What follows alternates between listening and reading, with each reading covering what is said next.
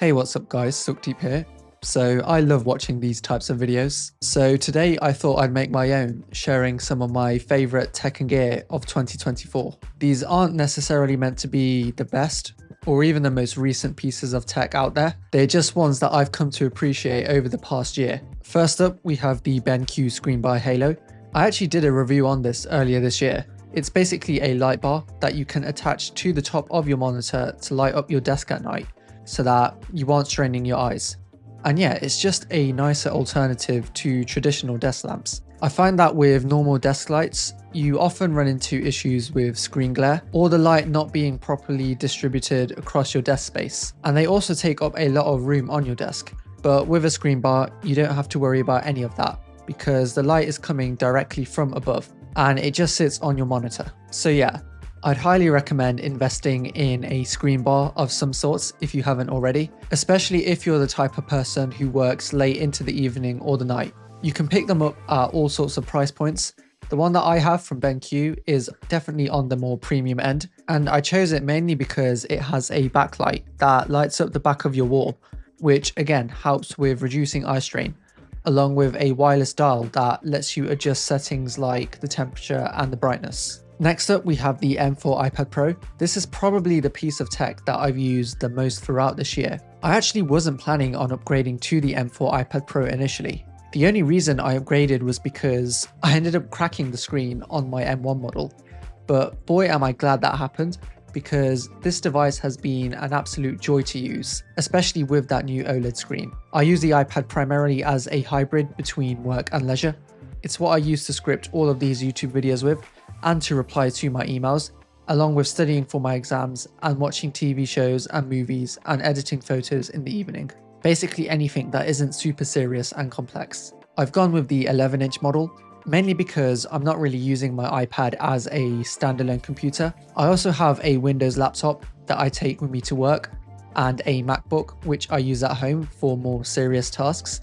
So it doesn't really make much sense for me to be carrying around another 13-inch computer. Next up, we have a very interesting charging accessory from a company called Cooksu. Now this was a product they recently sent to me. It's this 3-in-1 MagSafe basketball charger. Yes, you heard that right.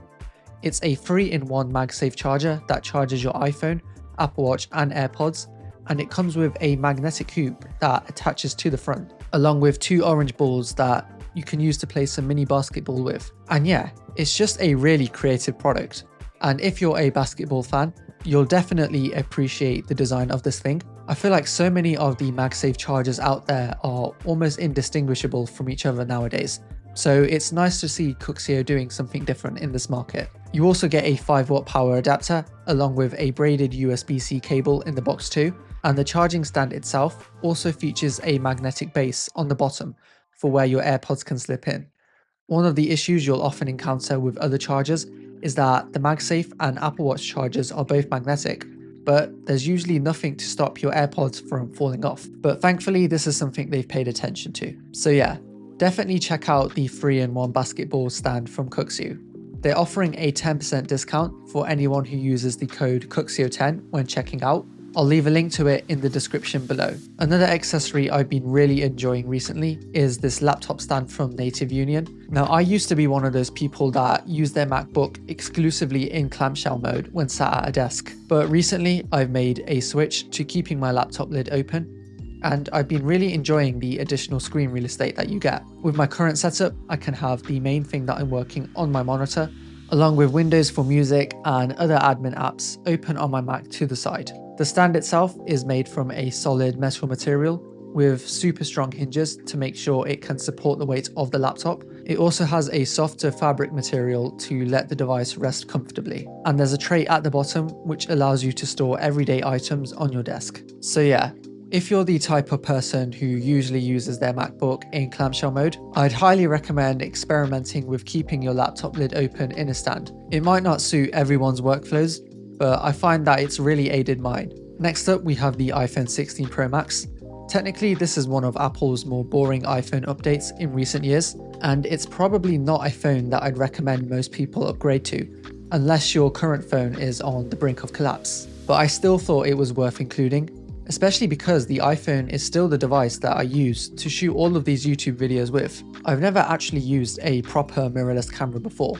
I definitely would like to one day, because there definitely are limitations with the iPhone's camera, but I think that some of the photos and videos that you're able to shoot with this thing are pretty remarkable. For those wondering, I shoot all of my YouTube videos exclusively in Apple Log inside of the Blackmagic camera app, and all of my photos are shot in Apple ProRAW using the standard camera app, and then edited in Lightroom using my presets. And during day-to-day use, I definitely have appreciated the larger battery on the iPhone 16 Pro Max this year. I can usually go 1 to 2 days without having to properly charge my phone, which has eliminated a lot of the battery anxiety I used to get with smartphones. Now next up, we interestingly have the ChatGPT app.